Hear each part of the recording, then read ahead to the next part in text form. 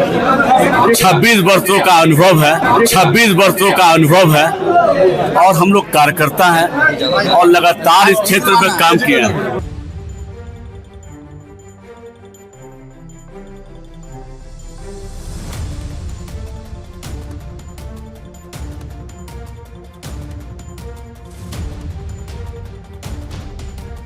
देखिए, Bankipur by elections की घोषणा हो चुकी है और सारे पार्टी जो हैं अपनी अपनी उम्मीदवारी पेश कर रहे हैं। इस कड़ी में सबसे पीछे भाजपा चल रही थी और भाजपा ने आज एक युवा चेहरे का नाम का ऐलान कर दिया है, जिसका नाम अभिषेक कुमार बंटी है। देखिए, अभिषेक कुमार बंटी अभी जस्ट प्रदेश कार्यालय भाजपा पहुंचे थे और क्या कुछ कहा उन्होंने, पहले आप इस बात को सुनिए। अब तो भैया हो आज भी छोड़ दीजिए ना, थोड़ा सा आज छोड़ दीजिए, आज भी छोड़ दीजिए। आज कांग्रेस के क्षेत्र से आप चुनाव लड़ रहे हैं, सबसे बड़ी बात है पीएम मोदी के बॉस के क्षेत्र। 26 वर्षों का अनुभव है और हम लोग कार्यकर्ता हैं और लगातार इस क्षेत्र में काम किए हैं। आपको उम्मीद था कि भाजपा आपको टिकट देगी? मेरा कार्यकर्ता अध्यक्ष जी है, अब आपको आलाबादिया देकर। तो सुना आपने, उन्होंने साफ शब्दों में कहा कि 26 वर्षों का अनुभव है और मुझे इस बात की बिल्कुल उम्मीद नहीं थी कि मुझे मेरे जैसे एक युवा को और आम कार्यकर्ता को टिकट दिया जाएगा। उसके बाद सैकड़ों कार्यकर्ता जो युवा मोर्चा के थे भाजपा कार्यालय में मौजूद थे और तमाम कार्यकर्ता माला पहना रहे थे, मिठाई खिला रहे थे। सबसे पहले वो भाजपा जब कार्यालय में पहुंचे तो सबसे पहले मूर्ति के पास जाके मालार्पण किया और उसके बाद युवा का जो प्रदेश कोर कमेटी का कक्ष है वहाँ पे गए और वहाँ पे जितने भी युवा कार्यकर्ता थे, कोर कमेटी के मेंबर थे, सभी ने उनका माला पहनाकर स्वागत किया और उसके बाद मुंह में मिठाई खिलाकर उनका अभिवादन किया।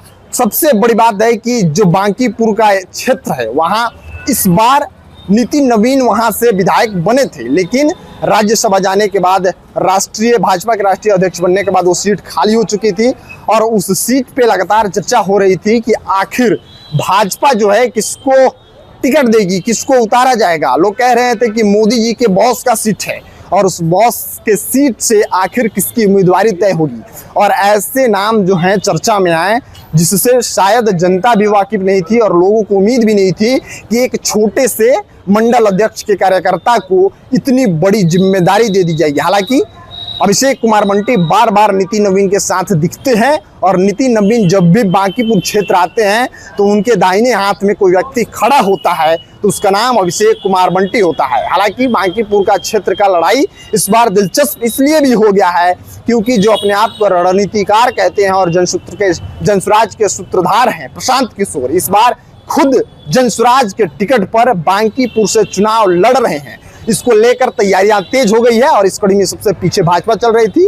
अब वहां तीनों पार्टी के जो ऑफिशियल्स हैं, राजद की तरफ से रेखा गुप्ता, जनसुराज की तरफ से जनसुराज के सूत्रधार खुद प्रशांत किशोर और भाजपा की तरफ से युवा चेहरा यानी अभिषेक कुमार बंटी को उम्मीदवार बनाया गया। अब देखना दिलचस्प होगा कि जो भाजपा के नए उम्मीदवार हैं जिनको पूरे देश में मोदी का बॉस कहा जाता है, नितिन नवीन की सीट को क्या एक युवा चेहरा बचा पाएगा, क्योंकि सामने जनसुराज के रणनीतिकार हैं और हाल ही में भले जनरल इलेक्शंस में बिहार में उनकी सीटें नहीं आई, एक भी सीटें नहीं आई, लेकिन तमिलनाडु में जब वो स्ट्रैटेजिस्ट के दौर पे गए तो वहाँ विजय थलापति की सरकार बना दी है। अब देखना दिलचस्प होगा क्योंकि जनसुराज के जो सूत्रधार हैं उनकी भी पॉलिटिकल करियर जो है वो एकदम सूली पर लटकी हुई है, क्योंकि जब सूत्रधार साहब ही जब मैदान में हो तो सामने कौन व्यक्ति है फर्क नहीं पड़ता है। हालांकि बीजेपी का वह एक प्रकार से अभेद किला है बांकीपुर, अब इसको ढहाना